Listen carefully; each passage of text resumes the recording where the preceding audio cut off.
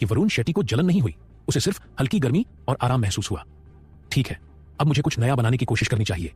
वरुण शेट्टी ने अपने खजाने से कुछ सोने के हार निकाले और उन्हें हाथ में पकड़ लिया। जैसे ही उसने मंत्र पढ़ना शुरू किया, हार धीरे धीरे ज्वाला में पिघलने लगे, सोना धीरे धीरे बदलने लगा।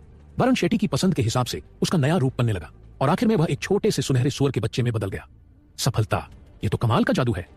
वरुण शेट्टी खुशी से उछल पड़ा। उसके चेहरे पर एक बड़ी मुस्कान थी। पहले वह सोच रहा था कि अपने खजाने के करे, लेकिन अब इस ज्वाला की मदद से वह आसानी से इस समस्या का हल निकाल सकता था। जब तक वह गहनों का रूप बदल देगा, कोई भी उन पर शक नहीं करेगा। जब उसकी आभूषणों की दुकान खुलेगी तो वह दिन दहाड़े सारे गहने बेच सकेगा। दूसरे शब्दों में, वरुण शेट्टी के पास जल्द ही सैकड़ों करोड़ रुपए होंगे। यह तो जबरदस्त है। मुझे चंद्रमा की देवी का धन्यवाद करना चाहिए।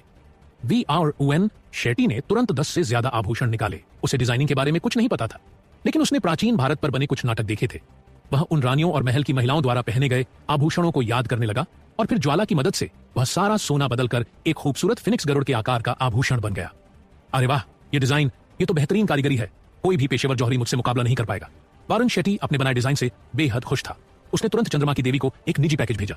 डिंग, चंद्रमा की देवी, वाह कितना सुंदर आभूषण है। बहुत बहुत धन्यवाद भगवान वरुण शेट्टी। वरुण शेट्टी ने जवाब दिया, आपका बहुत बहुत स्वागत है। मैंने इसे उसी परिवर्तन की ज्वाला से बनाया है जो आपने मुझे दी थी। असल में मुझे आपको धन्यवाद देना चाहिए इतनी जादुई चीज देने के लिए। चंद्रमा की देवी ने कहा, यह कैसे हो सकता है? तुमने इतनी जल्दी इस ज्वाला पर महारत हासिल कर ली। मुझे इसे सीखने में आधा साल लग गया था। वरुण शेट्टी ने हंसते हुए जवाब दिया, हाँ, चौंकिए मत, मैं बस इतना ही होशियार हूँ। डिंग टोंगटियन के प्रधान, अरे लड़कियों के साथ छेड़खानी बंद करो, मेरे पास तुम्हारे लिए एक जरूरी काम है। वरुण शेट्टी ने अपने गुरु को अनदेखा करने की हिम्मत नहीं की। उसने जल्दी से चंद्रमा की देवी को अलविदा कहा और अपने गुरु की ओर ध्यान दिया। वरुण शेट्टी ने कहा, नमस्ते गुरुजी, काफी समय हो गया, बताइए मैं आपके लिए क्या कर सकता हूँ? टोंगटियन के प्रधान ने कहा, यह लो मेरा एक खास तोहफा। वरुण शेट्टी ने कहा, हाँ तो गजब है, पहले चंद्रमा की देवी अब मेरे गुरु, आज तो मैं बस तोहफे ही तोहफे पा रहा हूँ। वरुण शेट्टी मुस्कुराया और सोचा लगातार अच्छी चीजें हो रही थी। वह इतना खुश था कि उसे लगा अगर वह चाहे तो वहीं खड़े खड़े खुशी में उछल सकता है। डिंग टोंगटियन के प्रधान से लाल लिफाफा प्राप्त करने पर बधाई, आपको क्योसवर्ड एसेंस मिला है, इसे आपके खजाने के बक्से में रखा गया है। वरुण शेट्टी ने कहा, अरे बेटा, कैसवर्ड एसेंस, ये तो बढ़िया नाम है, ये क्या चीज है? वरुण शेट्टी बहुत उत्साहित था। टोंगटियन का प्रधान ने कहा, तलवार सार, ये एक तलवार है जिसका अभी तक कोई रूप नहीं है। तुम अपनी पसंद के अनुसार तलवार बना सकते हो। वरुण शेट्टी ने कहा, एक स्वर्गीय तलवार का आकार बनाना? आश्चर्य, क्या मैं यह कर सकता हूँ? टोंगटियन का प्रधान ने कहा, बेशक तुम कर सकते हो। तुमने 100 जड़ी बूटियों की पवित्र गोली खा ली है। मैं तुम्हें स्वर्गीय तलवार को आकार देने का तरीका बता सकता हूँ, बाकी सब तुम्हें खुद करना होगा। वरुण शेट्टी ने कहा, धन्यवाद गुरु। टोंगटियन का प्रधान ने कहा, मुझे तुमसे बहुत उम्मीदें हैं।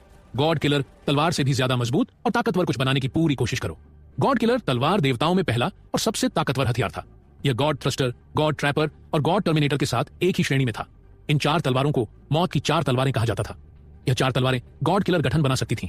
टोंगटियन के प्रधान ने देवताओं के 4 संतों से लड़ने के लिए इस गठन का इस्तेमाल किया। वह अंत में हार गया, लेकिन यह साबित करने के लिए काफी था कि गॉड किलर गठन बेहद ताकतवर था। फूहा वरुण शेट्टी ने गहरी सांस ली। उसके रोंगटे खड़े हो गए। उसने मन ही मन सोचा, गुरुदेव ने कहा था कि मैं एक तलवार बना सकता हूँ, गॉड किलर से भी ज्यादा ताकतवर। क्या मैं वाकई ऐसा कर सकता हूँ? टोंगटियन के प्रधान ने कहा, इस बारे में ज्यादा मत सोचो। तलवार को आकार देना तुम्हारे अभ्यास की तरह है। इसमें समय और अनुभव लगता है। यही तय करेगा कि तुम्हारी तलवार कितनी ताकतवर होगी। बस पहले यह व्यक्तिगत पैकेज स्वीकार करो। मुझे अभी भी कुछ काम निपटाने हैं। मैं अगली बार तुम्हारा इंतजार करूंगा। डिंग टोंगटियन के प्रधान से लाल लिफाफा प्राप्त करने पर बधाई। तुम्हें टोंगटियन तलवार आकार देने की पुस्तिका मिली है। इसे तुम्हारे खजाने की पेटी में संग्रहित कर दिया गया है। वरुण शेट्टी ने कहा, चिंता मत करो, मैं एक अच्छी तलवार बनाने के लिए जरूर कड़ी मेहनत करूंगा। वरुण शेट्टी अपने हाथ में अपना फोन लिए बैठा था। वह बहुत देर तक हवा में घूरता रहा। फिर आखिरकार उसने खुद को शांत किया। एक साधारण वाक्य ही वरुण शेट्टी के खून को उबालने के लिए काफी था। टोंगटियन के प्रधान के प्रोत्साहन के कुछ शब्द ही वरुण शेट्टी के दिल के अंदर एक छोटी सी आग जलाने के लिए काफी थे। किसी दिन यह छोटी सी आग पूरे आकाश को रोशन करने के लिए एक विशाल लौ बन जाएगी। यह आग निश्चित रूप से वरुण शेट्टी को सभी क्षेत्रों में हावी होने और दुनिया के शीर्ष पर पहुंचने में मदद करेगी। बेशक यह अब भी के लिए सिर्फ शब्द थे। वरुण शेट्टी ने खुद को शांत किया और अपने खजाने से किताब निकाली। उसकी असाधारण सीखने की क्षमता ने उसे एक ताकतवर तलवार को आकार देने की तकनीक सीखने में बहुत मदद की। तलवार को आकार देने की यह तकनीक टोंगटियन के प्रधान द्वारा बनाई गई थी। यह गहरी और कठिन थी। सभी कठिन बातों को एक तरफ रखते हुए असल में किसी को तलवार के सार को पालतू जानवर की तरह रखना होता था। व्यक्ति तलवार को खास भोजन खिला सकता था जिससे वह बड़ी हो सकती थी। अलग अलग भोजन तलवार के गुण और रूप को तय कर सकते थे। उदाहरण के लिए, अगर कोई तलवार को पॉजिटिव आध्यात्मिक भोजन खिलाता है तो तलवार पॉजिटिव गुणों वाली तलवार में बदल जाएगी। अगर तलवार को नेगेटिव और जहरीला पदार्थ खिलाया जाता है तो यह नेगेटिव गुणों वाली तलवार बन जाएगी। ऐसा लगता है कि दुनिया की सभी फिल्मों में तलवार को खून पिलाने वाले दृश्य कोई बनावटी बात नहीं है। वह अरुण शेट्टी ने सोचा, अब मुझे अपनी तलवार को क्या खिलाना चाहिए। वह अरुण शेट्टी को अब रास्ता मिल गया था। उसे बस भोजन ढूंढना था। सबसे पहले खिलाने का समय बहुत जरूरी होता है। जो भोजन चुना जाता है वही तलवार के भविष्य के गुणों को तय करेगा।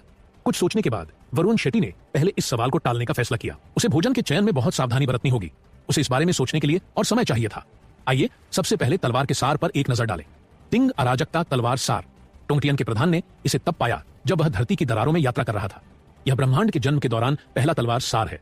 इसमें विकास की असीमित क्षमता है। क्या आप इसे वापस लेना चाहते हैं? हाँ। फ्लैश के साथ ही वारुण शेट्टी के सामने एक अंगूठे के आकार की पारदर्शी छोटी तलवार दिखाई दी।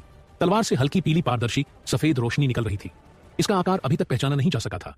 यह हवा में तैरता हुआ एक भ्रम जैसा था। यह अवास्तविक सा लग रहा था। वरुण शेट्टी ने कहा, तो यह कैओस स्वॉर्ड एसेंस है। मुझे विश्वास नहीं हो रहा है कि गुरुदेव मुझे यह कीमती और ताकतवर खजाना दे देंगे। मैं उन्हें कभी निराश नहीं करूंगा। वरुण शेट्टी ने अपने दांत भींच लिए और वह बहुत दृढ़ निश्चयी था। उसने अपनी उंगली उठाई और तलवार की ओर बढ़ाई। छोटा आदमी थोड़ा कंपन कर रहा था। यह एक परी की तरह लग रहा था।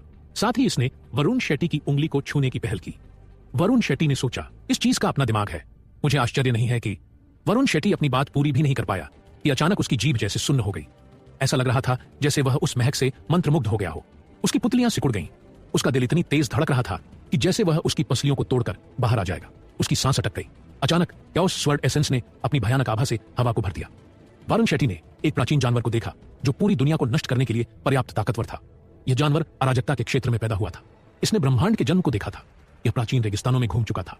इसने कालातीत नदी को पार किया था और अब यह वरुण शेट्टी के सामने खड़ा था। इस समय वरुण शेट्टी को ऐसा लग रहा था जैसे वह धूल का एक कण भर हो।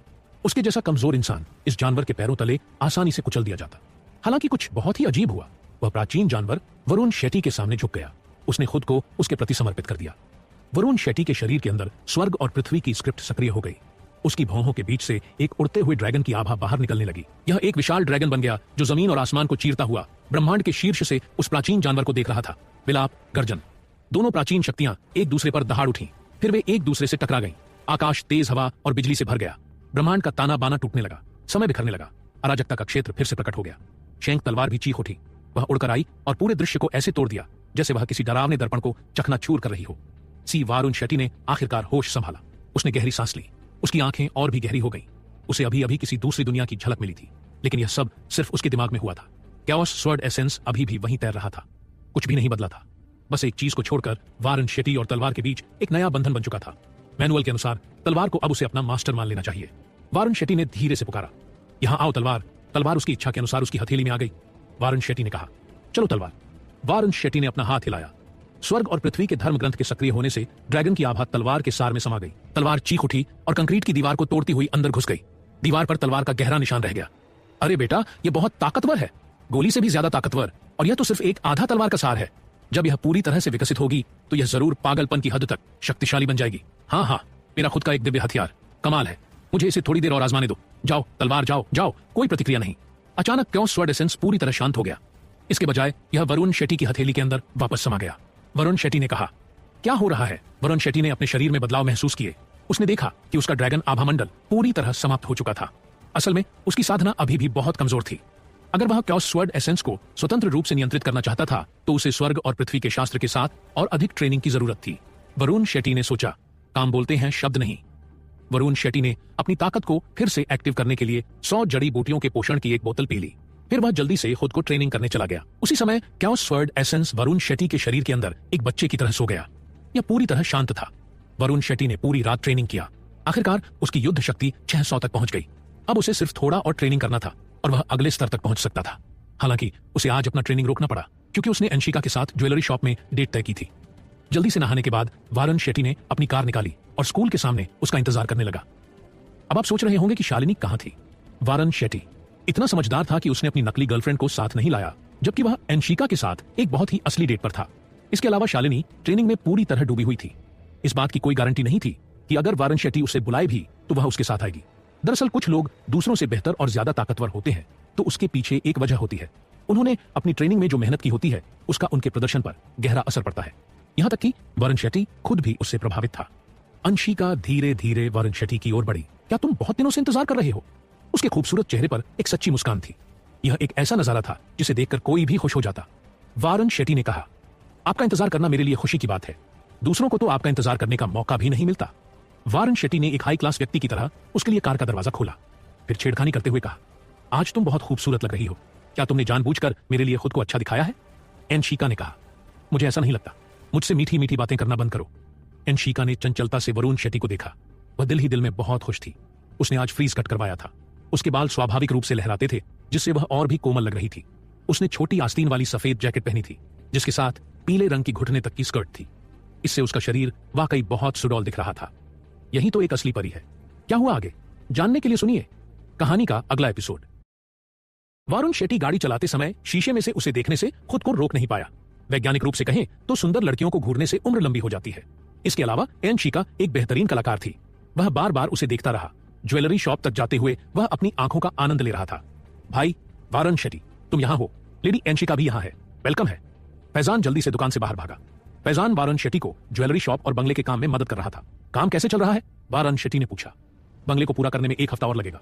जहां तक आभूषण की दुकान की बात है, इसकी सजावट इतनी बड़ी नहीं थी, इसलिए यह कल तक तैयार हो जाएगी। फैजान उन दोनों को आभूषण की दुकान में ले गया और साथ साथ उन्हें जानकारी भी देता रहा। एनशिका, जरा देखो, क्या मुझे तुम्हारी प्लान के अनुसार कुछ बदलने की जरूरत है? वरुण शेट्टी ने कहा, हम कुल मिलाकर यह काफी अच्छा लग रहा है, हालांकि कुछ छोटी मोटी समस्याएं हैं। यहां देखो। एनशिका तुरंत गंभीर हो गई। वह वरुण शेट्टी को उन जगहों पर ध्यान दिला रही थी जहां सुधार की जरूरत थी। एनशिका एक स्मार्ट और चौकस लड़की थी। बहुत सी छोटी छोटी बातें ऐसी थीं जो वरुण शेट्टी और फैजान की नजरों से छूट सकती थीं, अगर एनशिका ने उन्हें ना बताया होता। बाद में इंटीरियर डिजाइनर भी उसके पीछे पीछे गया और उसने जो कुछ भी कहा उसे नोट कर लिया। रॉय परिवार की झील हवेली पर वापस पे आग। हरीश रॉय का चेहरा काला पड़ गया। उसने गुस्से में अपना मैकबुक मेज पर पटक दिया। स्क्रीन पर स्कूल वेबसाइट की एक पोस्ट खुली थी। रहस्यमय आदमी भाई वरुण शेट्टी एक ही समय में 2 सबसे खूबसूरत लड़कियों को पटाने की कोशिश कर रहा है। उसने सिर्फ एक बार में 2 खूबसूरत महिलाओं को बर्बाद कर दिया। बेवकूफ, उसने एनशिका और दूसरी लड़की पर एक ही समय में डोरे डालने की हिम्मत कैसे की? इतना घटिया काम ड्रैगन सिटी के लोग इसे कभी नहीं छोड़ेंगे। हरीश रॉय का चेहरा गुस्से से तमतमा गया। साथ ही उसे बेचैनी भी महसूस हुई। अगर यह मामला रॉय परिवार के आदमी को परेशान कर सकता है, तो इसका मतलब है कि ड्रैगन सिटी में यह समस्या बहुत बड़ी और खतरनाक हो सकती है। रॉय जैसा बड़ा परिवार भी उनसे नहीं लड़ सकता। अंकल भूपेंद्र, एनशिका कहां है? हरीश रॉय ने फोन उठाया। अंकल भूपेंद्र हरीश रॉय के पर्सनल बॉडीगार्ड थे। लेडी एनशिका अभी उस लड़के के साथ है। अंकल भूपेंद्र ने भारी आवाज में कहा, उसे अभी वापस लाओ। हरीश रॉय इतना गुस्से में था कि उसने मेज पर जोर से मुक्का मारा। मेरी बेटी इतनी बेकार क्यों हो रही है? उसे पता है कि वह लड़का एक ही समय में 2 लड़कियों के पीछे पड़ा है, फिर भी वह उसके साथ क्यों रहना चाहती है? मैं समझता हूं, हालांकि वे अभी सड़क के बीच में हैं। यह सही समय नहीं है। जब सही समय होगा तो मैं लेडी एनशिका को वापस ले आऊंगा। अंकल भूपेंद्र थोड़ा रुके और पूछा, उस लड़के का क्या करे? मैंने उसे एक मौका दिया था, लेकिन उसने उसकी कदर नहीं की। अब इस घिनौने कांड के बाद मुझे ड्रैगन सिटी के लोगों को एक साफ जवाब देना होगा। अंत में हरीश रॉय ने सख्त फैसला लिया, उसे मार डालो। शाम ढल गई। ज्वेलरी शॉप के बारे में सभी कमियां बताने के बाद सब कुछ तय हो गया। वारन शेट्टी ने अंशिका को इनाम देने का मन बना लिया। थोड़ी चर्चा के बाद अंशिका ने वारन शेट्टी को चौंकाने वाला जवाब दिया। वह स्ट्रीट फूड से खाना चाहती थी। वारन शेट्टी ने कभी नहीं सोचा था कि सनराइजर्स सिटी की सबसे अमीर लड़की को स्ट्रीट फूड पसंद है, लेकिन वारन शेट्टी उसकी ख्वाहिश जरूर पूरी करेगा, चाहे कुछ भी हो। रोड सनराइजर्स सिटी का सबसे अच्छा खाना मिलता है। सनशाइन नदी पूरे शहर में बहती थी। लोग इसे मदर रिवर कहते थे। दिन में बहुत सी अधेड़ उम्र की औरतें रोड के पब्लिक स्क्वायर पर नाचने के लिए इकट्ठा होती थीं, और रात में बहुत से लोग वहां रोड के साइड में दुकानें लगाते थे। यह हमेशा देखने लायक नजारा होता था। वरुण शेट्टी फैजान और एनशिका को लेकर वहां एक एक दुकान पर गया। फिर उसने बहुत सारा खाना ऑर्डर किया, जैसे कि वह वहां का डेली कस्टमर हो। वाह, मैंने कभी सपने में भी नहीं सोचा था कि सनराइजर्स सिटी की लेडी एनशिका को स्ट्रीट फूड इतना पसंद आएगा। वरुण शेट्टी ने एनशिका को छेड़ा। किसने कहा कि अमीर लड़की को स्ट्रीट फूड खाने की इजाजत नहीं है? एनशिका ने वरुण शेट्टी की ओर आंखें घुमाई और रक्षात्मक अंदाज में बोली, मेरे पापा मुझे रोड पर खाने की इजाजत नहीं देते। मैं उनकी पीठ पीछे खाना चाहती हूँ, मुझे कोई परवाह नहीं। अच्छा, अब मुझे समझ आया कि तुम्हें किसी की पीठ पीछे खाना और धोखा देना पसंद है, वरुण शेट्टी ने हंसते हुए कहा। एनशिका को इस बात का असली मतलब समझ नहीं आया। उसने मासूमियत से सिर हिलाया और बोली, हाँ, मुझे ठेले पर छोले भटूरे सबसे ज्यादा पसंद है। बाद में इन्हें छीनने की हिम्मत मत करना। इस दुनिया की सभी औरतें खाने की दीवानी होती हैं, यहां तक कि यह लड़की भी अपवाद नहीं है। खैर, यह अच्छी बात है। कम से कम जब हम साथ होंगे तो वह खुद को भूखा नहीं रखेगी। वरुण शेट्टी ने शरारती मुस्कान दी। फैजान भी अपने मालिक की इस हरकत पर मुस्कुरा रहा था। ठीक है, आपके छोले भटूरे तैयार हैं, शॉप के मालिक ने आवाज लगाई। वह लोहे की प्लेट पर छोले भटूरे परोसने ही वाला था कि अचानक वरुण शेट्टी के सामने बैठे आदमी ने मालिक की शर्ट पकड़ ली। यहीं रख दो। वह एक बैंगनी बालों वाला गुंडा था। उसने गुस्से में अपनी उंगली से मेज पर जोर से वार किया और बोला, पहले मुझे परोसो। लेकिन यह तीनों लोगों ने ऑर्डर किया था। मालिक ने विरोध किया। मैंने कहा, इसे यहीं रख दो, मुझे तीसरी बार कहने पर मजबूर मत करो। बैंगनी बालों वाला गुंडा गरजा। उसके साथ बैठे 2 और गुंडे भी मालिक को घूरने लगे। तीसरी बार भले ही तुम 300 बार दोहराओ, मैं तुम्हें छोले भटूरे नहीं दूंगा। वरुण शेट्टी धीरे से पलटकर उनकी तरफ देखने लगा। उसकी आंखों में गुस्सा था। कुत्ते के बच्चे, तुम सच में जल्दी मरना चाहते हो, है ना? मुझसे इस तरह बात करने की हिम्मत कैसे की? बैंगनी बालों वाला गुंडा मेज पर जोर से मुक्का मारकर खड़ा हो गया और गुस्से से वरुण शेट्टी को घूरने लगा। वरुण शेट्टी, कोई बात नहीं, बस उन्हें दे दो, ये झगड़े के लायक नहीं है। अंशिका ने भौहें सिकोड़ते हुए कहा। सिर्फ 3 बदमाश हैं, कोई परेशानी नहीं होगी। वरुण शेट्टी मुस्कुराया और कहा, ये वही छोले भटूरे हैं जो तुम्हें बहुत पसंद हैं। मैं किसी को इन्हें तुमसे छीनने नहीं दूंगा। अंशिका ने यह शब्द सुने और भावुक होकर अपना निचला होंठ काट लिया। वरुण शेट्टी के इस भाव से वह अंदर तक छू गई। बॉस, बस छोले भटूरे यहां ले आओ। अगर तुम्हें कुछ हो गया तो भाई वरुण शेट्टी तुम्हारा बचाव करेगा। फैजान धीरे से खड़ा हुआ और ठंडे लहजे में बोला।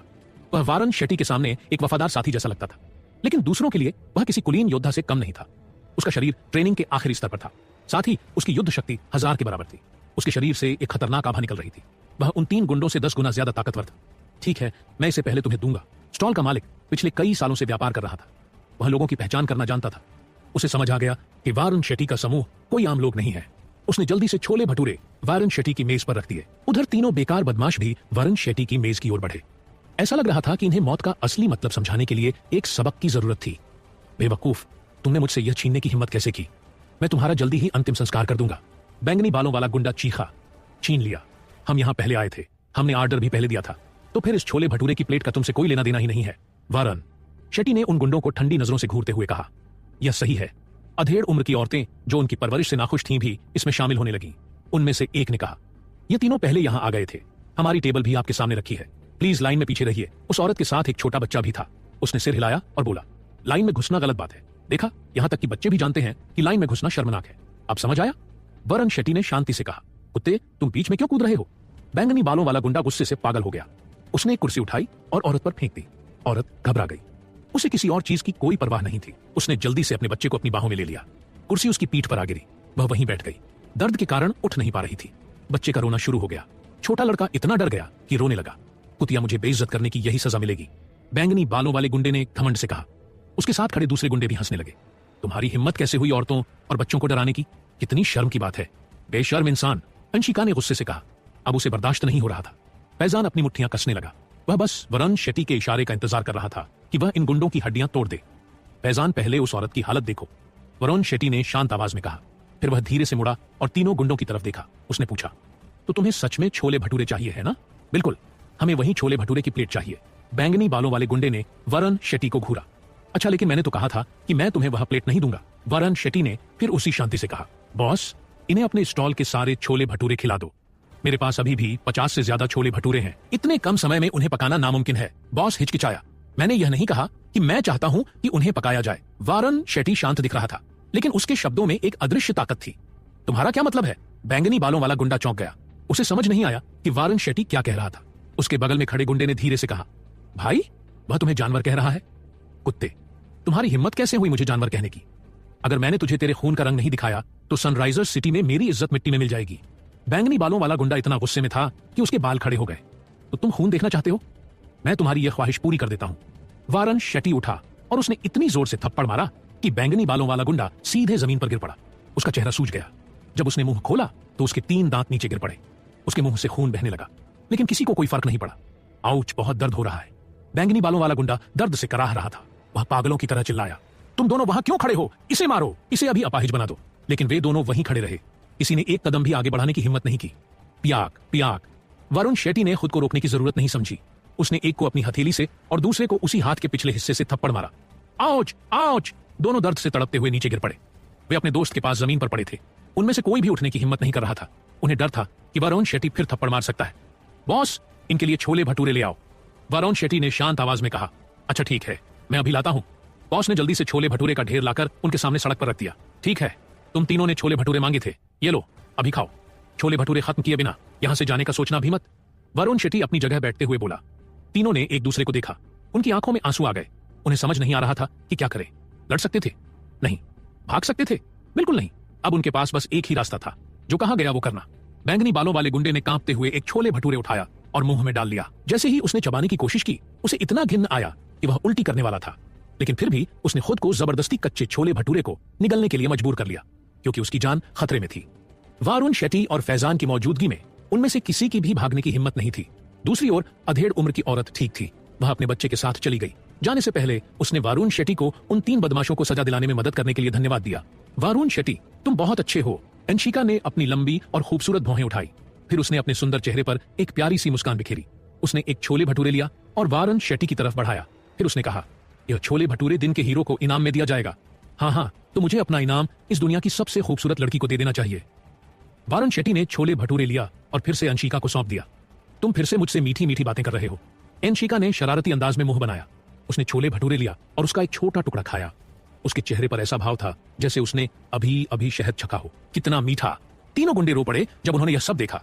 कच्चे छोले भटूरे खाना ही काफी बुरा था। ऊपर से उन्हें वरुण शेट्टी को एक खूबसूरत लड़की के साथ स्वादिष्ट छोले भटूरे का मजा लेते हुए देखना पड़ा। यह साफ था कि वरुण शेट्टी उन तीनों को तड़पाना चाहता था। 1 घंटे बाद उन्होंने आखिरकार 50 से ज्यादा कच्चे छोले भटूरे खा लिए। अब वे पूरी तरह टूट चुके थे। उन्होंने कसम खाई कि अब कभी छोले भटूरे नहीं खाएंगे। बॉस, क्या हम अब जा सकते हैं? बैंगनी बालों वाले गुंडे ने रोते हुए पूछा। भागो। रियोन। शेट्टी ने उसकी तरफ देखना भी जरूरी नहीं समझा। क्या हुआ आगे जानने के लिए सुनिए कहानी का अगला एपिसोड। ऐसा लगा जैसे तीनों को मौत की सजा से माफ कर दिया गया हो। वे जितनी जल्दी हो सका वरुण शेट्टी से भाग गए। हमें भी अब निकलना चाहिए। अंशिका ने अपना मुंह पोंछा। उसने ज्यादा नहीं खाया, लेकिन उसके चेहरे पर एक खूबसूरत मुस्कान बनी रही। ठीक है bill, please boss. Varun Shetty ने पैसे चुकाए। वे तीनों खुली पार्किंग की ओर चल दिए। अरे, उन्होंने देखा कि एक दुबला पतला आदमी वरुण शेट्टी की कार के पास खड़ा था। उसके हाथ में एक पतली और लंबी सुई थी। तुम कौन हो? फैजान चिल्लाया। एक हरा सांप तुम्हें घूर रहा है। एक हथियारी मधुमक्खी हमला करने को तैयार है। मैं कौन हूं? भाई, वरुण शेट्टी। सावधान रहो। मुझे लगता है कि इस आदमी के इरादे ठीक नहीं है। दुबले पतले आदमी ने मुस्कुराते हुए कहा। उसकी कर्कश आवाज बहुत संदिग्ध लग रही थी। भाई वरुण शेट्टी, सावधान रहो। मुझे लगता है कि इस आदमी के इरादे ठीक नहीं है। फैजान ने अपनी आंखें सिकोड़ ली। उसने उस आदमी के कहे शब्द सुने, लेकिन उसे याद नहीं आ रहा था कि उसने यह बात पहले कहां सुनी थी। यह किसी खतरनाक आदमी का कैच फ्रेज जैसा लग रहा था। वरुण शेट्टी ने भी खुद को सतर्क कर लिया। उसने जल्दी से अपने नेदर स्प्रिट बैटल स्काउटर को सक्रिय किया। डिंग शक्ति स्तर, भौतिक चरण का अंतिम चरण, स्वास्थ्य 1200, युद्ध क्षमता 1200। बकवास। वरुण शेट्टी चौंक गया। यह आदमी फैजान से भी ज्यादा ताकतवर था। अगर वे इसे अपना दुश्मन बना लेते तो मामला बहुत बिगड़ सकता था। तुम कौन हो? मुझे लगता है कि तुमने गलत आदमी से पंगा ले लिया है, अंशिका ने पूछा। उसे अंदाजा भी नहीं था कि वे कितने बड़े खतरे में हैं। अरे वाह, क्या खूबसूरती है। ड्रैगन के शहर में ऐसी सुंदर लड़कियां बहुत कम मिलती हैं। आज तो मेरी किस्मत ही खुल गई। मुझे यकीन नहीं हो रहा कि मैं यहां अपने काम से आया था और ऊपर से इतना बड़ा इनाम भी मिलने वाला है। आज रात मैं बहुत खुश आदमी बनूंगा। दुबले पतले आदमी ने अंशिका की तरफ घूरते हुए कहा। हे, उसने घिनौनी मुस्कान के साथ अंशिका को देखा। तुम कौन हो? तुम क्या चाहते हो? अगर हिम्मत है तो सीधे बताओ। वरुण शेट्टी तुरंत अंशिका की रक्षा के लिए उसके सामने खड़ा हो गया। वह जानता था कि उसका दुश्मन उससे ज्यादा ताकतवर है, लेकिन पीछे हटने का तो सवाल ही नहीं था। तुम्हें यह जानने की जरूरत नहीं कि मैं कौन हूं। वैसे भी तुम इतने मरे हुए होगे कि कुछ सुन भी नहीं पाओगे। जैसे ही उसने यह कहा, वह वरुण शेट्टी पर झपट पड़ा। उसके हाथ में सुई थी जो ठंडी रोशनी में चमक रही थी। भाई वरुण शेट्टी, लेडी अंशिका को यहां से निकालो। मैं इसे रोकता हूं। बिना कुछ सोचे फैजान किलर बी की तरफ कूद पड़ा। सावधान, यह तुमसे ज्यादा ताकतवर है, वरुण शेट्टी ने चेतावनी दी। फैजान और किलर बी की लड़ाई शुरू हो गई।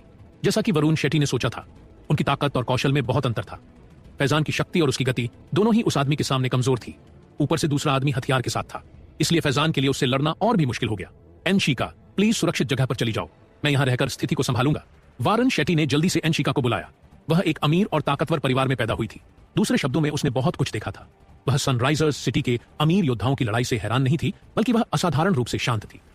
चिंता मत करो, मैं अभी अंकल शर्मा को फोन करती हूँ। उनके आते ही सब कुछ ठीक हो जाएगा, उसने वरुण शेट्टी को दिलासा देते हुए कहा। अंकल शर्मा का इंतजार करने का समय नहीं है, बस जाओ, वरुण शेट्टी ने और भी सख्ती से कहा।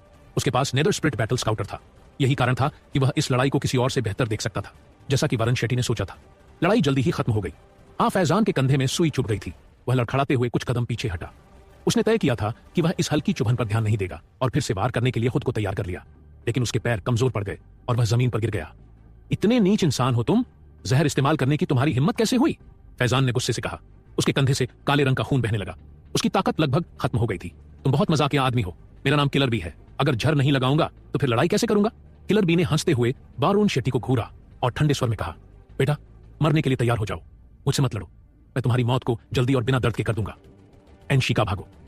वरुण शेट्टी इस वक्त सच में घबराया हुआ था। वह आत्माओं से ताकत उधार ले सकता था, लेकिन उसका शरीर इतनी अधिक शक्ति को सहन नहीं कर सकता था। पहले जब उसे साधारण लोगों से लड़ना होता था तो वह सोरावीर से ताकत ले सकता था, लेकिन इस बार उसका दुश्मन एक ऐसा व्यक्ति था जिसका शरीर बहुत ताकतवर और अंतिम चरण की ट्रेनिंग में था। अगर देखा जाए तो यह कहना मुश्किल था कि वरुण शेट्टी अपनी ताकत से किलर बी को हरा पाएगा या नहीं, लेकिन यह तय था कि अगर वह किलर बी के करीब गया तो उसका हाथ बेकार हो जाएगा। ऐसा लग रहा था कि वारन शेट्टी एक मुश्किल हालात में फंस गया है। तुम दोनों आज बच नहीं सकते और यह खूबसूरत लड़की आज रात मेरी होगी। हे किलर बी ने हंसते हुए वारन शेट्टी और अंशिका की ओर कदम बढ़ाए। पिया के तेज थप्पड़ की गूंज ने माहौल को चीर दिया। थप्पड़ की ताकत से किलर भी 5 फीट दूर जाकर गिरा, इतनी जोर से कि उसे लगा उसका दिमाग फट जाएगा। आउच! जब उसने बोलना चाहा तुम कौन हो, तो उसके मुंह से खून बहने लगा। तुम्हें मेरी पहचान जानने का हक नहीं है। वह अजनबी एक बूढ़ा आदमी था जिसने पारंपरिक कपड़े पहने हुए थे। उसके बाल सफेद थे और उसके चेहरे पर तलवार के कटने के निशान थे। उसकी मौजूदगी से एक अजीब ताकत का एहसास हो रहा था जिससे आसपास के लोगों का दम घुटने लगा था। अंकल भूपेंद्र, आप यहां क्यों हैं? कमाल हो गया, ये तो बहुत अच्छा हुआ। अंकल भूपेंद्र, आप यहां क्यों हैं? कमाल हो गया, ये तो बहुत अच्छा हुआ। अंशिका बहुत खुश थी। उसे उम्मीद नहीं थी कि वह इस बूढ़े आदमी को ऐसे नाजुक समय में देखेगी। डिंग साधना शारीरिक चरण का अंतिम स्तर, स्वास्थ्य 3000, युद्ध शक्ति 3000। वरुण शेट्टी ने अंकल भूपेंद्र की ओर देखा और हैरान रह गया। फिर उसने धीरे से पूछा, यह है कौन? अंकल भूपेंद्र मेरे पापा के प्राइवेट सिक्योरिटी गार्ड हैं। इनकी मौजूदगी में तो बुरे लोग लाशों में बदल जाते हैं। अंशिका ने उत्साह से कहा, शुभ दिन अंकल भूपेंद्र, हमें बचाने के लिए आपका बहुत बहुत धन्यवाद। वी आर यून। शेट्टी ने विनम्रता से झुककर प्रणाम किया। उसे उम्मीद नहीं थी कि अंकल शर्मा के अलावा कोई और भी ऐसा व्यक्ति होगा जिसने इंसानी शरीर की शक्ति के अंतिम स्तर को छू लिया हो। वे आर यून, शेट्टी सच में अंशिका के परिवार की छुपी हुई ताकत से प्रभावित था। तुम्हें मेरा शुक्रिया अदा करने की जरूरत नहीं है, मैं तुम्हें बचाने के लिए यहां नहीं आया हूं। अंकल भूपेंद्र का चेहरा एकदम सख्त था। ऐसा लग रहा था कि उनके अंदर कोई भावना ही नहीं बची है। अंकल भूपेंद्र, आपका क्या मतलब है? अंशिका हैरान रह गई। लेडी अंशिका, तुम्हें अपनी जिम्मेदारी का एहसास होना चाहिए। इस लड़के ने अभी अभी पारिवारिक नियम को तोड़ा है। इसका सिर्फ एक ही हल है। अंकल भूपेंद्र ने ठंडे स्वर में कहा, नहीं ऐसा नहीं हो सकता। ऐसा लगा जैसे अंशिका को अभी अभी कोई भयानक सच पता चला हो। उसका चेहरा एकदम सफेद पड़ गया। लेडी अंशिका, तुम इस सच्चाई को सबसे अच्छी तरह जानती हो कि इसे बदला नहीं जा सकता। मैं इसे नहीं बदल सकता, यहां तक कि पूरा रॉय परिवार भी इसे नहीं बदल सकता कि यह लड़का आज रात मरने वाला है। अंकल भूपेंद्र ने अपना सिर हिलाया, फिर उसने अपना हाथ उठाया और अपनी उंगली से अंशिका की गर्दन को छुआ। अंशिका 1 सेकंड में बेहोश हो गई। उसने अंशिका को अपने साथ लिया और जितनी जल्दी हो सके वहां से निकल गया। अंकल भूपेंद्र को जाते हुए देखकर किलर बी धीरे से खड़ा हो गया। उसने जमीन पर खून थूका। यह साफ था कि अंकल भूपेंद्र का किलर बी को मारने का कोई इरादा नहीं था। वह वारन शेट्टी को उसके भाग्य पर छोड़कर चला गया था। बेटा, आज तुम्हारी किस्मत खराब है। एक ताकतवर आदमी आया लेकिन उसने तुम्हें बचाया नहीं। हाँ, आज तुम्हारी मौत पक्की है। किलर बी ने ठंडी नजरों से वारन शेट्टी को देखा। उसके शब्द गुस्से और घमंड से भरे थे। भाई वारन शेट्टी, भागो। भाई वारन शेट्टी, उस बूढ़े आदमी के पीछे जाओ। जब तुम किसी भीड़ भाड़ वाली जगह पहुंच जाओगे तो तुम बच जाओगे। फैजान जमीन पर पड़ा था। उसका काला खून फर्श पर फैल चुका था। उसने अपनी आखिरी ताकत लगाकर वारन शेट्टी को चिल्लाया, लेकिन वारन शेट्टी अपनी जगह से नहीं हिला। वह जैसे किसी गहरी सोच में डूबा हुआ था। हम यह डर के मारे मर ही जाएगा। वैसे भी यह तरीका मेरे लिए आसान है। मुझे इसे मारने में ज्यादा मेहनत नहीं करनी पड़ेगी। किलर बी ने अपनी सुई को कसकर पकड़ा और धीरे धीरे वारन शेट्टी की ओर बढ़ा। भाई वारन शेट्टी, भागो। अपनी जान बचाने के लिए अभी भाग जाना ही सही होगा। जब तुम आगे चलकर ताकतवर बन जाओगे तब इसे मार सकते हो। तुम अपनी मौत को ऐसे ही स्वीकार नहीं कर सकते। फैजान बार बार वारन शेट्टी को चिल्लाकर समझाने की कोशिश कर रहा था। तुम्हें उस पर चिल्लाने की जरूरत नहीं है। वह मरने के लिए तैयार है। तुम्हारी चीख का कोई फायदा नहीं। किलर बी ने ठंडी हंसी हंसी और अपनी चाल तेज कर दी। किसने कहा कि मैंने हार मान ली है? अचानक वारन शेट्टी ने अपना दाहिना हाथ उठाया और अपनी हथेली किलर बी की ओर कर दी। है, किलर बी चौंक गया। उसे लगा कि वारन शेट्टी उस पर कोई छिपा हुआ हथियार फेंकने वाला है, लेकिन उसने देखा कि वारन शेट्टी की हथेली एकदम खाली थी। साथ ही उसने आधी बाजू की टी-शर्ट पहनी थी। उसके पास कोई हथियार छुपाने की जगह ही नहीं थी। हाँ, क्या तुम मजाक कर रहे हो? अपना हाथ इस तरह क्यों उठा रहे हो? मरने से पहले मूर्ख मत बनो। किलर बी ने उसका मजाक उड़ाया और अपनी सावधानी छोड़ दी। उसने अपनी गति और तेज कर दी। तलवार। वरुण शेट्टी ने यह शब्द बेहद शांत आवाज में कहा। तलवार? कौन सी तलवार? प्लीज मरने से पहले खुद को शर्मिंदा मत करो। हाँ, डर के मारे तुम्हारा दिमाग काम करना बंद कर चुका है। खैर कोई बात नहीं, मैं तुम्हें अब भी नर्क में भेज दूंगा। किलर भी अब वरुण शेट्टी से सिर्फ 2 फीट दूर था। उसने सुई उठाई और वरुण शेट्टी के दिल में छेद करने के लिए तैयार हो गया। भाई वरुण शेट्टी! फैजान का दिल जोर से धड़कने लगा। वह पूरी तरह से निराश हो गया था। उसे लग रहा था कि अब कोई उम्मीद नहीं बची। जैसे ही सुई वरुण शेट्टी के दिल के पास पहुंची, उसने अपनी आंखें बंद कर ली। जाओ! वरुण शेट्टी जोर से चिल्लाया। स्वर्ग और पृथ्वी का धर्म ग्रंथ अचानक एक्टिव हो गया। उड़ते हुए ड्रैगन से आभा वरुण शेट्टी की हथेली के चारों ओर इकट्ठा होने लगी। तभी अगले ही पल तलवार की आवाज हवा में गूंज उठी। तलवार की एक चमकती हुई वरुण शेट्टी रात के अंधेरे को चीरती हुई किलर बी के सिर के आर पार हो गई। खून की गंध हवा में फैल गई। फिर तलवार घूमकर वापस वरुण शेट्टी की हथेली पर आ गई। यह सही है, वह अराजकता तलवार का असली रूप था। छोटा आदमी वरुण शेट्टी की हथेली में हवा में तैर रहा था। वह खून से लथपथ था। लाल खून तलवार की चमक को और भी भयानक बना रहा था। उसी समय किलर भी जमीन पर गिर पड़ा। उसकी भौं के बीच एक छोटा सा घाव था जिससे लगातार खून बह रहा था। एक ही वार में उसकी मौत हो गई। मौत इतनी अचानक आई कि उसे समझने तक का समय नहीं मिला। वरुण शेट्टी को मारने से पहले जो निर्दयी ठंडी हंसी उसके चेहरे पर थी, वही डर में बदल गई थी। उसका चेहरा ऐसा दिख रहा था जैसे उसे अब तक यह एहसास ही नहीं हुआ था कि वह मर चुका है। उम्र तो किसी को मारने पर ऐसा महसूस होता है, वारन शेट्टी ने गहरी सांस ली। उसके दिल में एक अजीब सी सनसनी उभरी। अच्छा, ये सच में बहुत रोमांचक है। क्या मैं एक पागल आदमी बन रहा हूं? डिंग, आपने एक बड़े खलनायक को मार दिया है। Triple realms merit point plus 1000। Ding, बधाई हो, आप सुपर परोपकारी बन गए हैं। अभी आपके पास 10,287 योग्यता अंक है। अगले स्तर पर जाने के लिए आपको अभी भी 8,713 योग्यता अंक की जरूरत है। डिंग, सुपर परोपकारी आकर्षण से 100, भाग्य से 100। तो इसीलिए अच्छा लग रहा है। वरुण शेट्टी मुस्कुराया और खुद को समझाने की कोशिश की। मैंने अभी अभी एक बड़े बदमाश को मारा है। असल में वह मुझे मारने की कोशिश कर रहा था और मैंने तो बस अपनी जान बचाने के लिए उसे मारा। उसे मरना ही चाहिए था, इसीलिए मुझे इतना अच्छा लग रहा है। फिर उसने मन ही मन एक फैसला किया। आज से मैं अपनी अराजकता तलवार के लिए खून को ताकत बना दूंगा, लेकिन सिर्फ दुश्मनों का खून, बुरे लोगों का खून। मैं सिर्फ उन्हीं को मारूंगा जिन्हें मारना जरूरी है। वारन शेट्टी का इरादा अब पूरी तरह पक्का हो गया था। उसकी आंखें चमक उठी और उसका दिमाग तेजी से काम करने लगा। एक दिन मैं अपनी अराजकता तलवार को गॉड किलर तलवार जितना ताकतवर बना दूंगा। क्या हुआ आगे जानने के लिए सुनिए कहानी का अगला एपिसोड। मैं अपने गुरु को कभी निराश नहीं करूंगा।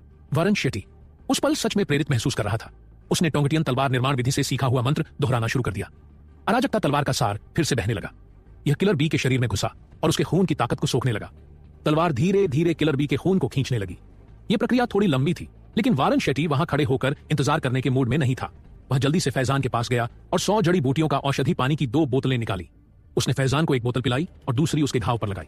फैजान को अभी तक होश नहीं आया था, लेकिन उसके चेहरे पर उलझन साफ दिख रही थी। निराशा के कारण उसने अपनी आंखें बंद कर ली थी। उसे लगा था कि अब सब कुछ खत्म हो गया है, लेकिन जब उसने अपनी आंखें खोली तो सामने का नजारा देखकर वह दंग रह गया। किलर बी जमीन पर पड़ा था, मरा हुआ। अगर वारन शेट्टी उसके घाव पर दवा न लगा रहा होता तो फैजान को लगता कि वह सपना देख रहा है। अरे, तुम्हारा घाव ठीक क्यों नहीं हो रहा? वारन शेट्टी ने भौहें सिकोड़ी। 100 जड़ी बूटियों का औषधि पानी जो सैकड़ों बीमारियों को ठीक कर सकता था, फैजान के घाव पर असर नहीं कर रहा था। शायद यह दवा सिर्फ बीमारियों के लिए है, जहर के लिए नहीं। फैजान ने लंबी सांस ली और हल्की आवाज में कहा, भाई वारन शेट्टी, चिंता मत करो। मुझे खुशी है कि तुम ठीक हो। अगर तुम्हारे लिए मरना पड़े तो भी मैं खुशी मर जाऊंगा। जहर हटाना मेरे पास उपाय है। वारन शेट्टी अचानक उत्साहित हो गया। उसने अपनी गर्दन से लटक रही 7 खजाना खुशबू की थैली निकाली। यह उसे चंद्रमा की देवी ने तोहफे में दी थी। यह जहर के इलाज में काम आ सकती थी। इस थैली को सूंघो, जल्दी करो। वारन शेट्टी ने जल्दी से फैजान को कहा। ठीक है। फैजान चौंक गया, लेकिन उसने तुरंत वारन शेट्टी की बात मानी। जैसे ही उसने थैली की खुशबू अंदर खींची, उसे अपने शरीर में एक हल्कापन महसूस हुआ। उसकी सारी बेचैनी खत्म होने लगी। कुछ ही सांसों में सारा जहर उसके शरीर से बाहर चला गया। उसी समय 100 जड़ी बूटियों का औषधि पानी उसके घाव पर असर करने लगा।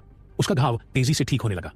भाई वारन शेट्टी, यह थैली तो कोई जादू जैसा है। तुम्हें यह कहां से मिली? फैजान की आंखें खुली की खुली रह गई। वह वारन शेट्टी से जलने लगा। वरुण शेट्टी को यह देखकर राहत मिली कि फैजान की हालत में सुधार हो रहा है। यह चंद्रमा की देवी ने दी थी। यह थैली स्वर्गीय दवाइयों से भरी है। यह इंसानों और देवताओं द्वारा जहर के लिए मारक का काम कर सकती है। चंद्रमा की देवी? फैजान ने चौंक कर रात के आकाश की ओर देखा। चमकते हुए गोल चांद को देखकर उसके दिमाग में एक मजाक आया। भाई वरुण शेट्टी, क्या तुम जानते हो कि चंद्रमा की देवी जब चंद्रमा पर गई थी तो उसने जेठ खरगोश को अपने साथ क्यों ले लिया था? क्यों? वरुण शेट्टी उलझन में था और उत्सुकता से सुनने लगा, क्योंकि उसे अपने साथ गाजर ले जाने के लिए एक बहाना चाहिए था। फैजान ने आंखें सिकोड़कर शरारती मुस्कान दी। वरुण शेट्टी काफी गंदे दिमाग वाला आदमी था। उसे फैजान का गंदा मजाक तुरंत समझ में आ गया। मैंने कभी नहीं सोचा था कि तुम इतने गंदे आदमी हो सकते हो। तुम उन बिगड़ैल बूढ़ों जैसे हो। फैजान ने मुस्कुराते हुए वरुण शेट्टी को प्रोत्साहित किया। अगर चंद्रमा की देवी वास्तव में मौजूद है तो आपको निश्चित रूप से उस पर डोरे डालने चाहिए। वह काफी समय से अपने महल में अकेली रह रही है। वह बहुत अकेली होगी। अगर आप उस पर डोरे डालने का फैसला करते हैं तो यह 100% सफल होगा। फैजान की बातें सुनकर वारन शेट्टी आसमान की ओर देखने लगा। कुछ देर बाद उसने आह भरते हुए कहा, चंद्रमा की देवी स्वर्ग की सबसे खूबसूरत औरत है। मेरे लिए मैं एनशिका का प्रेमी बनने के लायक भी नहीं हूं। स्वर्ग की देवियां तो मेरी पहुंच से बाहर हैं। भाई वारुण शेट्टी, फैजान समझ गया कि उसने अभी अभी एक बुरा मजाक कर दिया। उसने वारुण शेट्टी के दुख को और बढ़ा दिया। एनशिका को किसी ने जबरदस्ती छीन लिया था और रॉय का परिवार उसे मारना चाहता था। इन सब घटनाओं का सिर्फ एक ही कारण था, वह बहुत कमजोर था। अगर वारुण शेट्टी के पास बहुत बड़ा कारोबार होता और वह ताकत में बहुत शक्तिशाली होता तो ऐसा कभी नहीं होता। मुझे अभी भी बहुत लंबा सफर तय करना है। वरुण शेट्टी खुद पर हंसा। हालांकि वरुण शेट्टी इस मामले में बहुत समझदार था। असफलताएं उसे कभी हार मानने पर मजबूर नहीं करती थी, बल्कि वे उसे और ताकत देती थी। मैं बाद में चंद्रमा की देवी से मिलूंगा, लेकिन उससे पहले मैं हरीश रॉय से एनशिका से मिलने के लिए विनती करवाना चाहता हूं। मैं उसे यह एहसास करवाऊंगा कि मुझे छोटा समझना उसकी सबसे बड़ी गलती थी। वाई शेट्टी की आंखें गंभीर और दृढ़ थी। उसने कहा, ब्लेड का सार तलवार की आत्मा एक तेज आवाज के साथ किलर मधुमक्खी की लाश से निकलकर वाई शेट्टी की ओर लौट आया। यह छोटा जीव खून पीता था, लेकिन वह पूरी तरह लोगों को नहीं चूसता था, सिर्फ उनके शरीर के सबसे अच्छे हिस्सों को निगलता था। किलर बी नश्वर दुनिया में एक खतरनाक ताकत थी। उसका खून बहुत शक्तिशाली था, लेकिन ब्लेड की आत्मा के लिए यह उसकी भूख मिटाने के लिए पर्याप्त नहीं था। पहले यह लगभग पारदर्शी था, लेकिन अब इसमें हल्की लाल चमक थी। हालांकि बदलाव बहुत बड़ा नहीं था। इस बारे में चिंता मत करो, गुरुजी ने पहले ही कहा था, तलवार को पालना वैसे ही है जैसे कोई ट्रेनिंग लेता है। एक बार में एक कदम बढ़ाओ, धीरे धीरे आगे बढ़ो। वारन शेट्टी का रवैया बहुत अच्छा था। वह तुरंत किसी नतीजे की उम्मीद नहीं कर रहा था। उसने अपने विचारों को साफ किया और ब्लड के सार को वापस अपने शरीर में समा लिया। इसके बाद वारन शेट्टी ने किलर बी की लाश को फिर से खजाने की पेटी में रख दिया। उसने आसपास का माहौल ध्यान से देखा ताकि यह सुनिश्चित कर सके कि उसने कोई निशान नहीं छोड़ा है। फिर वह फैजान के साथ कार में बैठकर वहां से चला गया। लेकिन जैसे ही वे वहां से गए, पास में खड़ी एक कार के पीछे से एक परछाई निकली। उस आदमी के हाथ में एक फोन था। फोन की स्क्रीन पर वरुण शेट्टी की उड़ती तलवार से किसी की जान लेने की वीडियो रिकॉर्डिंग चल रही थी। इस लड़के ने यह कैसे किया? वह तो अभी भी साधारण इंसानों के बीच ही है। उसके लिए तलवार को इस तरह नियंत्रित करना कैसे संभव है? यह तो नामुमकिन है। वह रहस्यमयी आदमी फोन को घूरता रहा। उसने बार बार वीडियो को चलाया और खुद से बड़बड़ाया, यह मुमकिन नहीं है, यह कैसे हो सकता है? वापस स्कूल में वारन शेट्टी हॉस्टल के बिस्तर पर लेटा हुआ ग्रुप चैट नहीं देख रहा था जैसा कि वह हमेशा करता था। इसके बजाय वह पूरे ब्लॉक की छत पर भाग गया, जमीन पर बैठा और तुरंत स्वर्ग और पृथ्वी के ज्ञान पर अभ्यास करने लगा। आज जो कुछ भी हुआ उससे उसे एहसास हुआ कि वह अभी भी मार्शल आर्ट्स के उस्तादों की दुनिया में एक छोटा सा कंकड़ मात्र है। भले ही 3 रियल के रेड एनवेलप ग्रुप ने उसकी जिंदगी बदल दी हो, लेकिन असल में यह काफी नहीं था। दुनिया उसकी सोच से कहीं ज्यादा बड़ी थी और कहीं ज्यादा निर्दयी भी। वह कोई नासमझ मूर्ख नहीं बनना चाहता था और ना ही ऐसा कमजोर इंसान जिसे कोई भी धमका सके। इससे बचने का सिर्फ एक ही तरीका था, कड़ी मेहनत, लगातार मेहनत। इस बार उसने खुद को ट्रेनिंग देने में काफी समय लगाया। यह कठिन अभ्यास 5 दिन और 5 रातों तक चलता रहा। इस दौरान वरुण शेट्टी ने अपनी ताकत वापस पाने के लिए 100 जड़ी बूटियों की दवा का सहारा लिया। उसने छत से एक कदम भी नीचे नहीं रखा। अब उसकी ताकत और स्वास्थ्य बढ़कर 998 हो चुका था, जो सफलता से सिर्फ एक कदम दूर था। लेकिन वरुण शेट्टी के पास अब रुकने के अलावा कोई और चारा नहीं था, क्योंकि आज स्कूल का खेल दिवस था। जब वह छत पर बैठा था तो उसे मैदान से आती मार्चिंग गीत की आवाज साफ सुनाई दे रही थी। अरे, उद्घाटन समारोह खत्म होने वाला है। मेरी खूबसूरत टीचर बहुत गुस्से में होंगी। वरुण शेट्टी ने और देर करने की हिम्मत नहीं की। वह तुरंत नीचे भागा और खेल के मैदान की ओर दौड़ पड़ा। मैदान पर उद्घाटन समारोह खत्म हो चुका था। हर कक्षा के छात्र पहले ही स्टैंड में बैठ चुके थे। अंजलि कक्षा की सबसे आगे खड़ी थी और मैदान के प्रवेश द्वार की ओर बेचैनी से देख रही थी। अरे यार वरुण शेट्टी, अभी तक यहाँ क्यों नहीं आया? 100 मीटर की दौड़ शुरू होने वाली है। मिस अंजलि, आपका सबसे काबिल खिलाड़ी कहाँ है? तभी उसके पास से एक अजीब सी आवाज आई। उसने मुड़कर देखा तो राकेश और रवि साथ में खड़े थे। दोनों के चेहरे पर घमंड भरी मुस्कान थी, जैसे किसी को चिढ़ा रहे हो। वो आ जाएगा। अंजलि ने अपने होंठ दबाए, लेकिन अंदर से वह खुद भी अनिश्चित थी। पिछले कुछ दिनों से वह वरुण शेट्टी से फोन पर बात नहीं कर पाई थी, जिससे उसे खुद भी शक होने लगा था। हे, मुझे तो लगता है कि वह डर गया होगा, रवि ने व्यंग से कहा। एक दिन तो वह नाटक कर रहा था कि वह सारे गोल्ड मेडल जीत लेगा और अब उसका कोई पता ही नहीं। एक ऐसा आदमी है।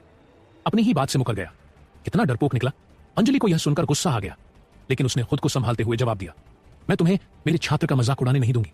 ये बात करने से कुछ नहीं होता। हकीकत यही है कि उसमें सामने आने की हिम्मत ही नहीं थी। वो बस बड़ी बड़ी बातें करता था। रवि ने भौहें उठाई और घमंड से कहा, अंजलि, अंजलि, मेरे साथ चलो। मैं असली मर्द हूं। मैं तुम्हें न सिर्फ बिस्तर पर खुश रखूंगा, बल्कि बाहर भी गर्व महसूस कराऊंगा। तू कौन है बे? यहां बकवास करने आया है? अंजलि जांग के कुछ कहने से पहले ही नवीन भड़क उठा। वह गुस्सैल स्वभाव का था और उसमें भाईचारे की भावना भी थी, इसलिए वह रवि की बकवास बर्दाश्त नहीं कर पाया। एक बार जब उन्होंने आगे बढ़कर विरोध किया तो उनके बाकी सहपाठियों ने भी उनका साथ दिया और दूसरी तरफ के लोगों की निंदा करने लगे। मैं कौन हूं? रवि मुस्कुराया। उसकी आंखें तिरस्कार से भीड़ पर घूम गई। क्या मजाक है? सनशाइन यूनिवर्सिटी में ऐसे लोग भी हैं जो मुझे नहीं जानते। रवि, क्या वह ब्लैक टाइगर गैंग के मुखिया का बेटा था? जैसे ही उसने यह बात कही, पूरी कक्षा एकदम शांत हो गई। निखिल और रोहन ने नवीन को पकड़कर उसकी सीट पर बैठा दिया, लेकिन वे खुद इस मामले में बोलने की हिम्मत नहीं कर पाए। ब्लैक टाइगर गैंग सनशाइन की तीसरी सबसे बड़ी ताकत, जिसने पश्चिमी शहर के आधे हिस्से पर कब्जा कर रखा था। ग्रुप में 4 बड़े नेता थे और उनके हजारों गुंडे थे। वे इतने प्रसिद्ध थे कि आम लोग उनका नाम सुनकर ही डर जाते थे। वो क्या हुआ? तुम सब डर गए क्या? रवि ने तिरस्कार से मुस्कुराते हुए सभी का मजाक उड़ाया। तुम जोकरों का एक झुंड हो। मेरे सामने चीखने और चिल्लाने की हिम्मत कर रहे थे, अब चुप क्यों हो गए? अगर हिम्मत नहीं है तो खुद को बेवकूफ मत बनाओ। सभी लोग अंदर ही अंदर गुस्से में थे, लेकिन वे उसका कुछ नहीं कर सकते थे। आखिर एक आम इंसान ब्लैक टाइगर गैंग से कैसे टकरा सकता था? कुछ समय पहले एक सीनियर स्टूडेंट ने रवि का अपमान कर दिया था। उसका नतीजा यह हुआ कि ब्लैक टाइगर गैंग ने उसे बेरहमी से पीटा और अस्पताल पहुंचाया। वह लड़का एक अच्छी इंटर्नशिप पर लगा था, लेकिन गैंग के डर की वजह से उसके बॉस ने उसे नौकरी से निकाल दिया। इस घटना के बाद लोगों ने रवि से बचकर चलना शुरू कर दिया। स्कूल में भी अगर कोई उसे देख लेता तो रास्ता बदल लेता। अब शिकायत मत करना कि मैंने तुम्हें मौका नहीं दिया। रवि ने भीड़ पर ठंडी नजर डाली।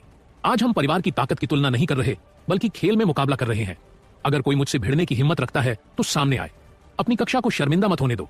रवि के चेहरे पर इतना दिखावा था कि बस उसके माथे पर दिखावटी लिखा होना बाकी था। सभी दर्शक गुस्से से उबल रहे थे। उनका बस चलता तो रवि के घमंडी चेहरे पर एक जोरदार मुक्का जड़ देते, लेकिन उनमें से किसी में भी इतनी ताकत नहीं थी। यह देखकर राकेश चापलूसी करते हुए बोला, मिस्टर रवि, इन बेकार लोगों से मुकाबला मत करिए। आप हमारी कक्षा के MVP सबसे कीमती खिलाड़ी हैं। इनके साथ खेलना आपका अपमान होगा, सबसे कीमती खिलाड़ी। मैं भी यही सोचता हूं, यह सब मूर्खों का झुंड है। उबाऊ लोग। रवि ने अपने होंठ टेढ़े किए और हंसते हुए बोला, जांग जांग, क्या तुम मेरी ताकत महसूस कर सकती हो? क्या अब तुम्हारे दिल में मेरे लिए भावनाएं जागने लगी हैं? शर्माओ मत, थोड़ा आगे बढ़ो, बहुत जल्द हम प्यार की नदी में डूब जाएंगे। प्यार की नदी? क्या तुम सच में सोचते हो कि मैं तुम्हें इतना गिरा दूंगा कि तुम फिर कभी उठ ही नहीं पाओगे? ठीक उसी समय पास से एक धीमी आवाज आई। सभी का ध्यान अचानक उसी दिशा में चला गया। वे अरुण शेट्टी, तुम आखिरकार आ ही गए। अंजलि का चेहरा खुशी से चमक उठा। उसका छोटा सा चेहरा अचानक आश्चर्य और खुशी से भर गया। उसी समय उसके सारे सहपाठी भी चौंक गए। क्या हुआ आगे जानने के लिए सुनिए कहानी का अगला एपिसोड। उसी समय उसके सभी सहपाठी आश्चर्यचकित रह गए। वरुण शेट्टी, वह आदमी वरुण है, वह इतना सुंदर कब हो गया? मैं तो उसे पहचान ही नहीं पाया। यह वही है, वह भाई वरुण शेट्टी है, वह बॉस वरुण शेट्टी है। हे भगवान, हमारे सहपाठी वरुण हमारे स्कूल वेबसाइट के इतिहास के सबसे प्रसिद्ध इंसान है।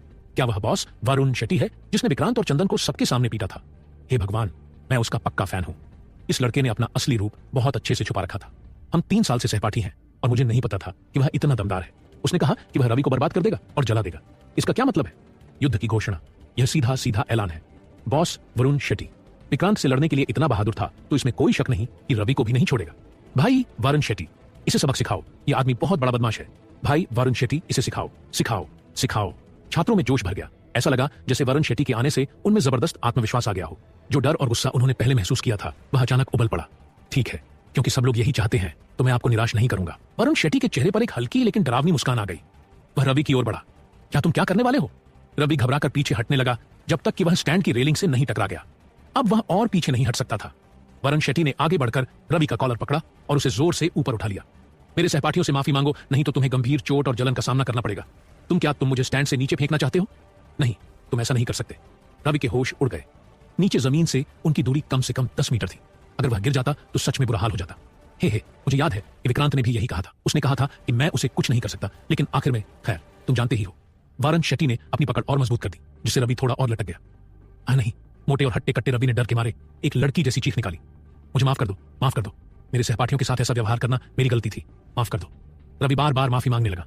वह इतना डर गया था कि उसकी पैंट भीग गई। दोस्तों, क्या आप खुश हैं? छात्र खुशी से चिल्लाने लगे। खुश? बहुत खुश। भाई वरुण शेट्टी बहुत दमदार और कूल है। भाई वरुण शेट्टी, आज से तुम मेरे हीरो हो। अब भी घमंड कर रहा था रवि। अब देख तेरा क्या हाल हुआ। ठीक है वरुण शेट्टी, जल्दी से उसे नीचे रख दो, सब देख रहे हैं। अंजलि ने उसे समझाने की कोशिश की। तभी वरुण शेट्टी ने रवि का कॉलर छोड़ दिया। चलो भागो यहां से। रवि अपनी दुम दबाकर भाग गया। कुछ दूर जाकर वह रुका और पीछे मुड़कर चिल्लाया, कुत्ते के बच्चे, अगर तुम ताकतवर हो तो क्या हुआ? अगर हिम्मत है तो मैदान में आकर सामना करो, मैं तुम्हें अपने पैरों तले कुचल दूंगा। राकेश भी उसके पीछे पीछे आया और जोर से चिल्लाया, हाँ, हमारी क्लास ही जीतेगी। हम तुम जैसे कमजोर को कुचल देंगे। तुम्हारा टीचर भी निकम्मा है और क्लास भी निकम्मी है। धिक्कार है। इतना कहकर दोनों हवा में गायब हो गए। अरे बेवकूफ, मैं मैदान में भी तुम्हारी हालत खराब कर दूंगा। वी शेट्टी ने मजाकिया अंदाज में कहा और आंखें घुमा दी। भाई वे अरुण शेट्टी, क्या तुमने भी नाम लिखा दिया है? भाई वे अरुण शेट्टी, क्या तुम्हें पूरा यकीन है कि तुम उसे हरा दोगे? भाई वी अरुण शेट्टी, तुम यह कर सकते हो, हम हमेशा तुम्हारे साथ हैं। एक बार फिर छात्रों में जोश आ गया। अब वरुण शेट्टी पूरी क्लास के लिए हिम्मत और ताकत का प्रतीक बन चुका था। वरुण शेट्टी 100 मीटर दौड़ की क्वालिफाइंग रेस शुरू होने वाली है। क्या तुम तैयार हो? अंजलि ने धीरे से पूछा। चिंता मत करो गुरुजी। वरुण शेट्टी ने उसकी ओर देखा, भौं सिकोड़कर, और अपने सहपाठियों से कहा, सब लोग बेफिक्र रहो मेरे लिए। स्कूल का खेल दिवस कमजोर को हराने का दिन होता है। मैं इस दौड़ में किसी भी हालत में हार नहीं सकता। मैं अपनी क्लास के लिए जीत लाकर दिखाऊंगा। ये सुनकर छात्र खुशी से झूम उठे और उन्होंने अपनी पूरी ऊर्जा वरुण शेट्टी की जय जयकार में लगा दी। इसके बाद वरुण शेट्टी सीधे मैदान में चले गए। 100 मीटर दौड़ के लिए क्वालिफाइंग दौड़ शुरू होने वाली थी, लेकिन उससे पहले प्रतियोगियों को पंजीकरण कराना होगा, 1 नंबर प्राप्त करना होगा और फिर दौड़ की तैयारी के लिए उन्हें अपने अपने समूहों में रखा जाएगा। क्वालिफाइंग राउंड में 4 समूह थे। प्रत्येक समूह के पहले 2 विजेता यानी कुल 8 लोग फाइनल में पहुंचेंगे। रवि को पहले समूह में रखा गया था। वह तेजी से ट्रैक पर पहुंच गया। उसने बहुत ही चुस्त लाल कपड़े पहन रखे थे और पैरों में सोने जैसे चमकदार जूते थे जो ट्रैक पर बहुत ज्यादा चमक रहे थे। टकराना, पिस्तौल की आवाज हुई और दौड़ शुरू हो गई। रवि वाकई बहुत तेज था। एक पल में उसका लाल रंग का शरीर सबसे आगे निकल गया, जिससे उसके और बाकी धावकों के बीच बड़ा फासला हो गया। कुछ ही सेकंड में वह रेखा पार करने वाला पहला व्यक्ति बन गया। उसका रिकॉर्ड 11 सेकंड 8 मिलीसेकंड था। पूरा मैदान हैरान रह गया। ये आदमी कौन है? ये तो बहुत तेज है। अरे तुम नहीं जानते कि रवि कौन है? वह हमारे स्कूल का सबसे बढ़िया खिलाड़ी है। ये तो शायद उसकी ताकत का सिर्फ 70% था। वाह, ये तो अविश्वसनीय है। अगर उसने अपनी पूरी ताकत लगाई होती तो क्या वह सारे मेडल जीतकर घर नहीं ले जाता? ओह, वह सिर्फ दौड़ में ही अच्छा नहीं है, बल्कि ऊंची कूद और लंबी कूद में भी निपुण है। बिल्कुल सही। मैंने सुना है कि वह कम से कम 10 गोल्ड मेडल जीतने की सोच रहा है। ये लड़का सच में बहुत दमदार है। कुछ ही देर में स्टैंड पर लोग उसकी तारीफ करने लगे। उनकी चापलूसी से उसका घमंड और बढ़ गया। उसके बाद दूसरे ग्रुप की दौड़ हुई, लेकिन उसमें कुछ खास नहीं हुआ। वरुण शेट्टी को तीसरे समूह में रखा गया। दौड़ शुरू होने से पहले रवि बड़े गर्व से वरुण शेट्टी के पास आया और ताना मारा, बच्चे देखा मेरा रिकॉर्ड, अब तो तुम्हारी सारी उम्मीदें खत्म हो गई होंगी। और सुनो, मैंने तो अपनी पूरी ताकत भी नहीं लगाई थी, सिर्फ 70% इस्तेमाल किया था। वरुण शेट्टी ने हंसते हुए जवाब दिया, बेवकूफ, तुम इतने धीमे थे जैसे घसीट घसीट कर दौड़ रहे हो। इतने खराब प्रदर्शन के बाद भी तुम मेरे सामने अकड़ रहे हो, तुम्हें कोई शर्म नहीं आती। रवि का चेहरा गुस्से से लाल हो गया। 11 सेकंड 8 मिलीसेकंड ने पूरे मैदान को हैरान कर दिया था। वह दौड़ कर आया था ताकि वरुण शेट्टी के चेहरे पर डर और हैरानी देख सके, लेकिन वरुण शेट्टी पर इसका कोई असर नहीं हुआ। उल्टा उसने रवि के घमंड को ऐसा झटका दिया कि वह जिंदगी भर नहीं भूल पाएगा। इतनी धीमी रफ्तार, जैसे कोई रेंग रहा हो। यह सुनकर रवि का गुस्से से खून खोल उठा। बेवकूफ, मेरे सामने इतना घमंड मत कर। तुम्हारी ताकत अच्छी हो सकती है, लेकिन यह 100 मीटर की दौड़ है। तुम्हारे कपड़े देखकर ही साफ लग रहा है कि तुम नौसखिए हो। अगर तुम क्वालिफाइंग राउंड भी पार नहीं कर पाए तो बहुत शर्मनाक होगा। वरुण शेट्टी ने खुद को देखा। वह सीधे मैदान में आ गया था, इसलिए उसने अभी भी टी शर्ट और जीन्स पहनी हुई थी और पैरों में सामान्य चमड़े के जूते थे, लेकिन इससे उसे कोई फर्क नहीं पड़ा। कोई बात नहीं, अगर किसी ताकतवर इंसान के पास अच्छे साधन नहीं भी हो, तब भी वह कमजोर को हरा सकता है। फिर उसने रवि की तरफ देखा और मजाक उड़ाते हुए कहा, अरे मैं तुम्हें याद दिलाना चाहता हूं, जाओ और किसी पानी के गड्ढे में जाकर अपना चेहरा देखो। वैसे भी तुमने अपने कपड़े ऐसे पहने हैं जैसे तुम चाहते हो कि सबको पता चले कि तुम एक डरपोक हो। फिर उसने ढाका लगाया और कहा, जाओ पानी में अपना चेहरा देखो और सोचो, क्या सच में तुम इतने कायर हो? तू मरना चाहता है क्या? रवि गुस्से से कांप उठा। वह वरुण शेट्टी पर हमला करने के लिए आगे बढ़ा।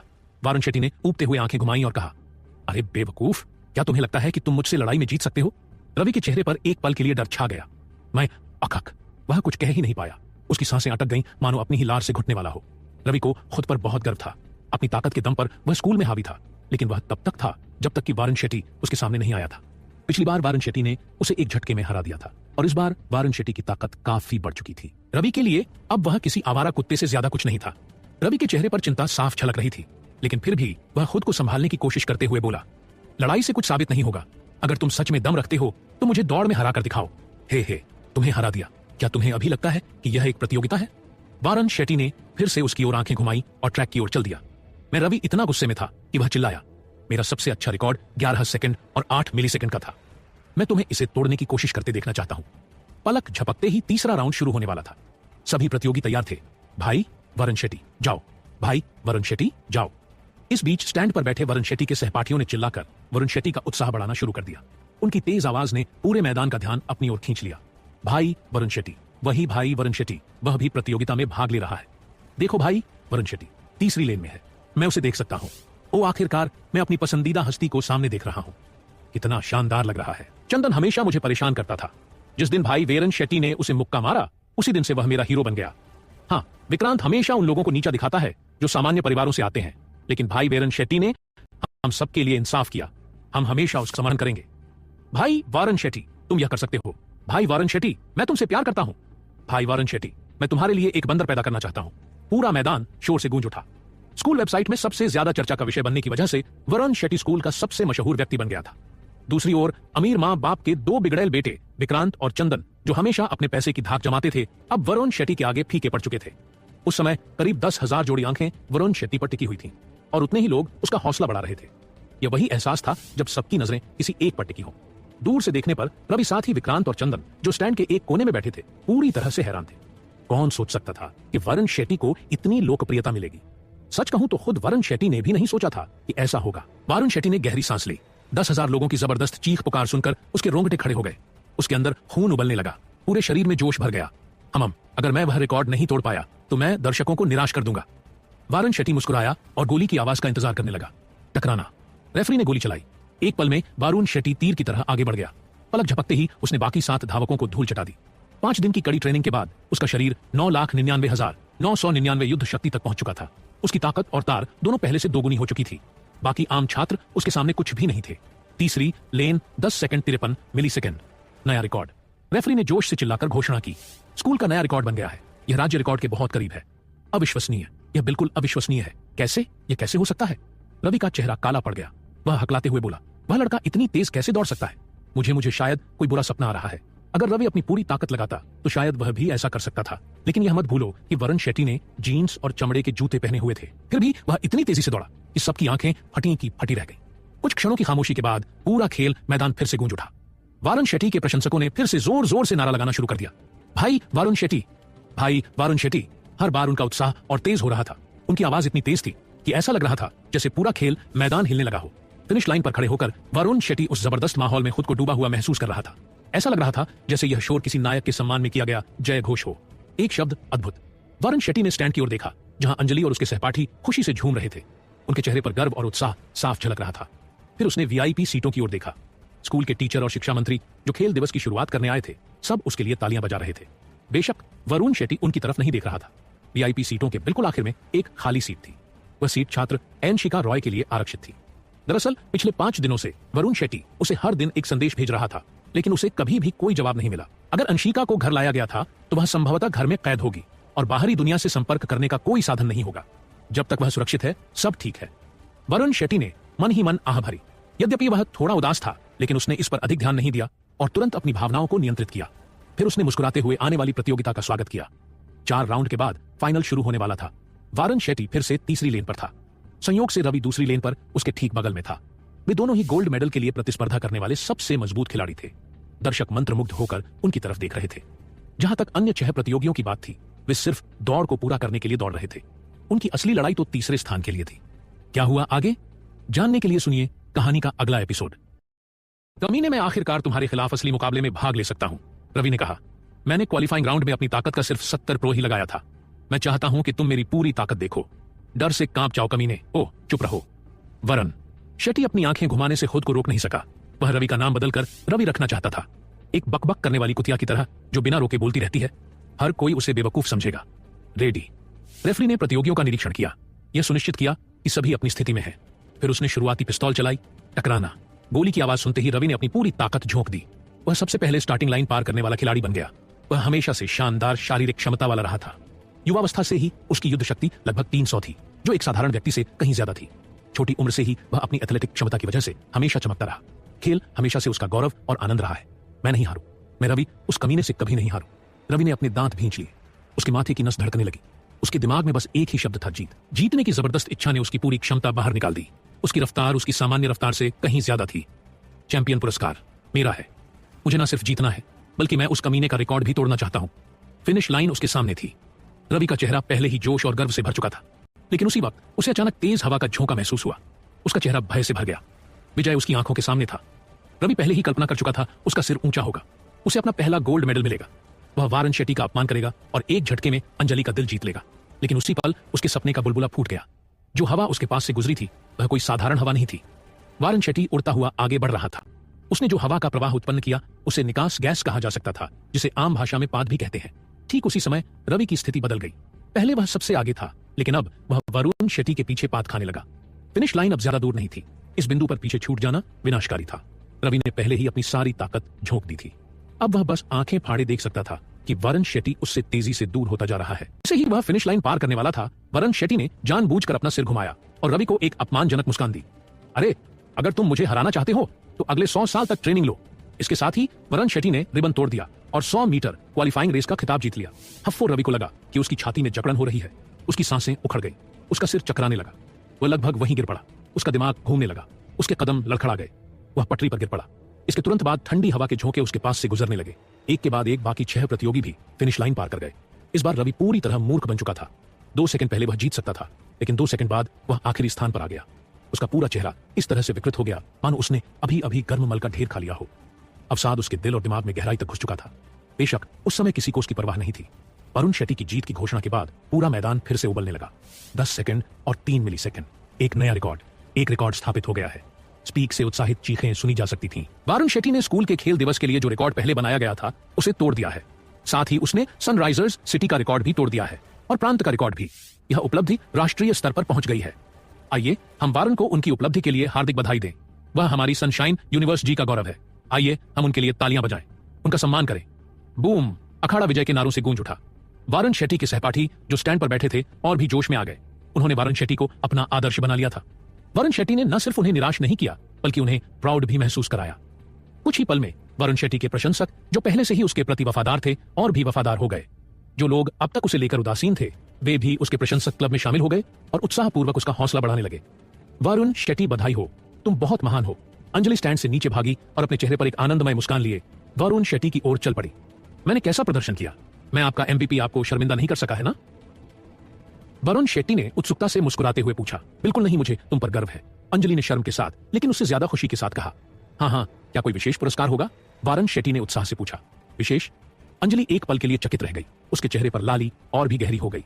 उसने होंठ काटे और धीरे से फुसफुसाना है। वरुण शेट्टी की आंखें चमक उठी। क्या इतनी जल्दी उसका भाग्य चमकने वाला था? ठीक है, तो फिर यह तय हो गया। चलो, जो हम पिछली बार नहीं कर पाए थे उसे पूरा करते हैं। हे, वरुण शेट्टी ने मुस्कुराते हुए कहा।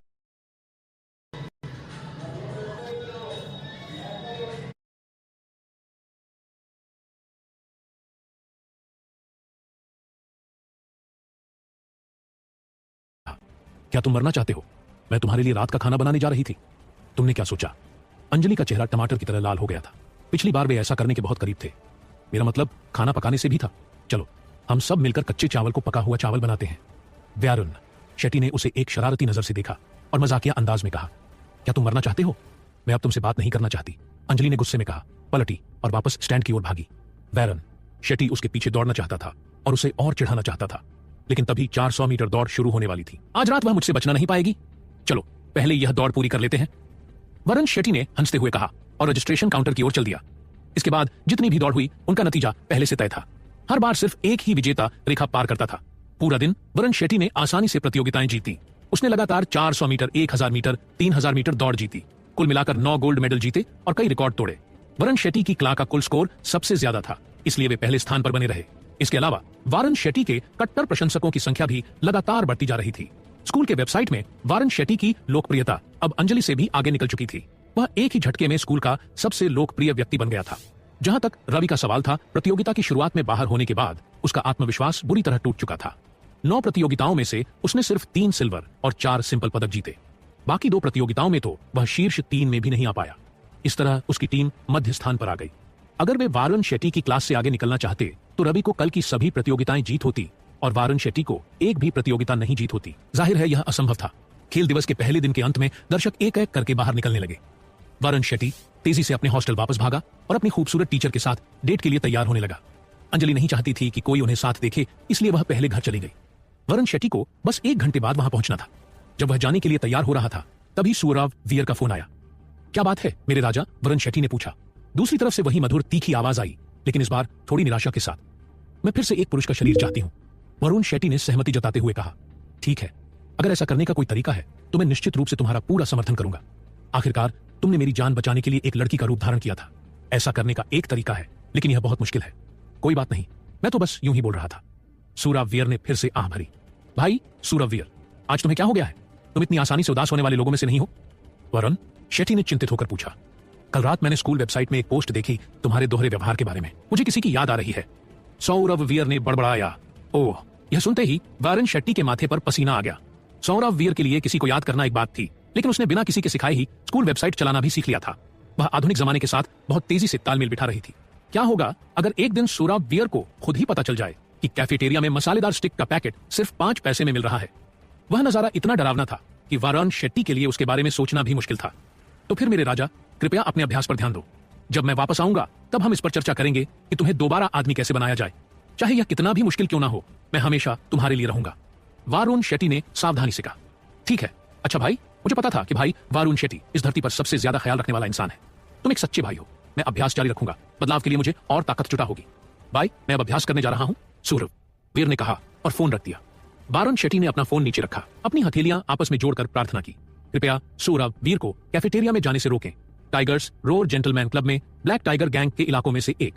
रवि आराम से सोफे पर लेटा था। 2 महिलाएं उसकी पीठ और पैरों की मालिश कर रही थीं। राकेश, जो उसके पास बैठा था, गुलाम की तरह मुस्कुरा रहा था। मिस्टर रवि, गुस्सा मत हो, ये सिर्फ स्कूल का खेल दिवस था। अगर हार भी गए तो क्या हुआ? मेडल वेडल हमारे लायक नहीं है, रवि ने गुस्से में कहा। तुम इसके बारे में जानते भी हो। खेल मेरा इलाका है, मैं उस कमीने से हार नहीं सकता। लेकिन हम पहले ही बहुत पीछे हैं, राकेश ने हिचकते हुए कहा। क्या तुम्हें लगता है कि मुझे यह बताने की जरूरत है? मेरे पास एक आइडिया है। वह कमीना कल मुकाबले में हिस्सा ही नहीं ले सकेगा, फिर हम उसे आसानी से हरा देंगे। तुम्हारे पास कोई आइडिया है? कमाल है, राकेश ने खुश होकर कहा। अगर ऐसा है तो आज हम आराम कर सकते हैं। चलो कहीं मजे करने चलते हैं। हे, तुम चले जाओ, आज रात में अपने अंजलि के साथ रहूंगा। रवि ने अपनी भौं ऊपर उठाई और गहरी हंसी हंसी। ओ मिस्टर रवि के पास अंजलि को हराने की कोई योजना है? राकेश ने चौंक हुए पूछा। क्या मुझे सब कुछ समझाने की जरूरत है? मुझे जो लड़की चाहिए वह हमेशा मेरी होती है। मैंने आज तक कभी हार नहीं मानी। रवि की हंसी डरावनी हो गई। शहर के पश्चिमी हिस्से में झुग्गी झोपड़ियों में अंजलि घर पहुंची ही था कि उसने देखा कि दरवाजा पहले से खुला हुआ था। ओह रौनक, तुमने तो कहा था कि तुम अपने दोस्तों के साथ बाहर जा रहे हो। अंजलि अंदर आई और किराने का सामान टेबल पर रख दिया। जब उसने सिर उठाया तो देखा कि घर में जो इंसान था वह रौनक नहीं थी। मिस अंजलि, आप वापस आ गई। वह 50 साल की एक बूढ़ी औरत थी। उसके बाल ऐसे लग रहे थे जैसे कई दिनों से धुले नहीं थे। वे बहुत चिपचिपी। उसने ढीला ढाला पायजामा पहन रखा था। उसकी छाती सपाट थी और पेट बाहर निकला हुआ था। उसकी काया देखने में बहुत अजीब लग रही थी। उसकी उंगलियों के बीच सिगरेट जल रही थी। बीच बीच में वह कश लेती जा रही थी जैसे कोई टीवी सीरियल की मकान मालकिन हो। बहन गुनगुन, क्या तुम अगले महीने का किराया लेने आई हो? रुको, मैं अभी पैसे निकाल कर लाती हूँ, अंजलि ने कहा। वह असली मकान मालकिन थी। उसने होंठ सीढ़ी नहीं है। मैं बस यह बताने आई हूं कि अगले महीने से किराया बढ़ने वाला है। किराया बढ़ने वाला है? हैरानी में अंजलि ने बुदबुदा। आया बहन गुनगुन, किराया तो पिछले साल ही बढ़ाया गया था। क्यों? मकान मालकिन ने उसकी बात बीच में ही काट दी और बेपरवाही से बोली, घर में मेरा है, किराया कब बढ़ाना है यह मैं तय करूंगी। कितना कितना? अंजलि ने चिंतित होकर पूछा। 800, मकान मालकिन ने कहा। क्या? अंजलि हैरान रह गई। किराया तो पहले ही 10,000 था, अब तुम इसे और 800 बढ़ाना चाहती हो? मैं इस कीमत पर शहर में एक छोटा सा घर किराए पर ले सकती हूँ। तो जाओ ले लो शहर में छोटा सा घर किराए पर। वैसे भी महीने के खत्म होने में सिर्फ 2 दिन बचे हैं। तुम्हारे चले जाने के बाद मैं इसे किसी और को किराए पर दे दूंगी, मकान मालकिन ने बड़बड़ाते हुए कहा। यह अंजलि कुछ देर के लिए अवाक रह गई। 2 दिन 2 दिन में वह कहां ढूंढेगा नया घर? इसके अलावा उसका छोटा भाई अब भी नौकरी की तलाश में था। उसने कुछ नए दोस्त भी बना लिए थे। अगर वे अचानक कहीं और चले गए तो उसके भाई का मनोबल टूट सकता था। ठीक है, मैं यह शर्त मानती हूं।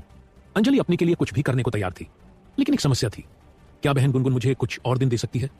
मुझे अगले महीने की 8 तारीख को सैलरी मिलेगा, मैं तब आपको पूरा भुगतान कर दूंगी। बिल्कुल नहीं। मकान मालकिन ने सिगरेट का एक और कश लिया और ठत्ता से बोली, मेरे सामने गरीब बनने का नाटक मत करो। मैंने जुआ खेलते खेलते बहुत पैसे गवा दिए हैं।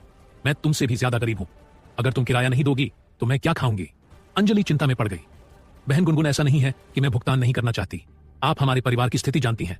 रौनक को जुए की लत थी। अब हमारे पास बिल्कुल भी पैसे नहीं बचे हैं। बेचारे, मकान मालकिन ने उसकी बात को अनसुना करते हुए कहा। लेकिन एक तरीका है, यह तुम पर निर्भर करता है कि तुम इसे मानते हो या नहीं। क्या तरीका? अंजलि ने पूछा। मकान मालकिन ने अपनी जेब से एक चाबी कार्ड निकाला और उसे मेज पर रख दिया। यह शांग्रीला होटल के एक कमरे की चाबी है। तुम्हें बस आज रात वहां जाना है और मिस्टर रवि के साथ एक रात बितानी है। फिर तुम्हारी सारी समस्याएं हल हो जाएंगी। क्या हुआ आगे जानने के लिए सुनिए कहानी का अगला एपिसोड। अंजलि को तुरंत समझ आ गया कि मकान मालकिन ने किराया क्यों बढ़ाया था। यह सब रवि का ही खेल था। यह बहुत ही घिनौना था।